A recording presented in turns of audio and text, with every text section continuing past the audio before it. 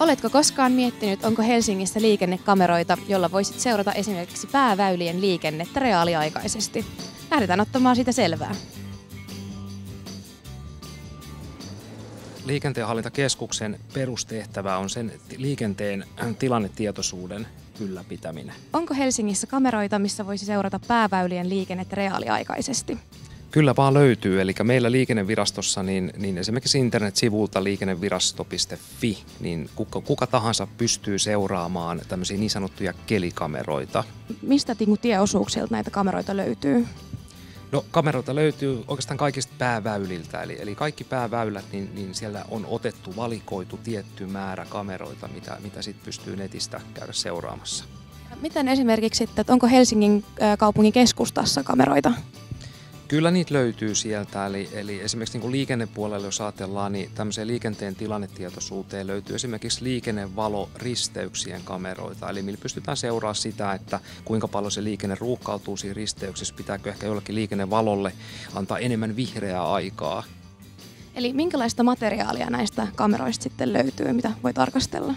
Se on ihan normaali live-kuvaa, mitä meillä näihin liikenteen hallintakeskuksiin välittyy. Mutta tosiaan näistä live-kuvakameroista niin otetaan tämmöisiä pysäytyskuvia eli still-kuvia.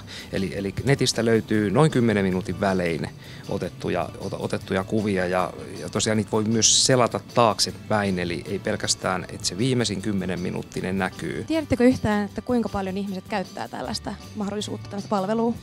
No on kuullut sen, että ne kävijämäärät, en ulkoa muista määriä, mutta on aika korkeat. Eli tietty vakio porukka on semmoinen, joka tykkää katsoa niitä kuvia, että kokee, että niistä saa hyötyä. Minkälaista palautetta on sitten tullut tässä näistä kameroista?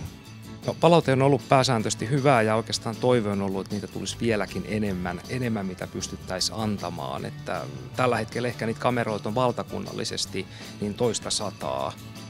Onko näitä kameroita suunnitteilla lisää vai onko tässä nyt kaikkea, että ei ole tarvetta uusille?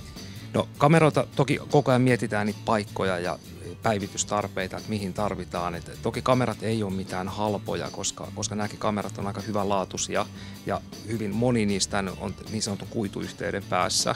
Niin yhteiskunnan rahoja kannattaa säästää ja miettiä hyvin tarkasti, että mihin niitä kameroita haluaa tai kannattaa edes sijoittaa.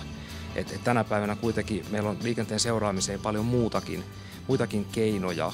Esimerkiksi just tämä, että voidaan seurata esimerkiksi langattomasti tätä liikennevirtaa niin kännykkäpohjaisella tekniikalla kuin jollain muillakin, niin välttämättä siihen liikenteen tilannekuvaan ei tarvita pelkästään näitä kameroita.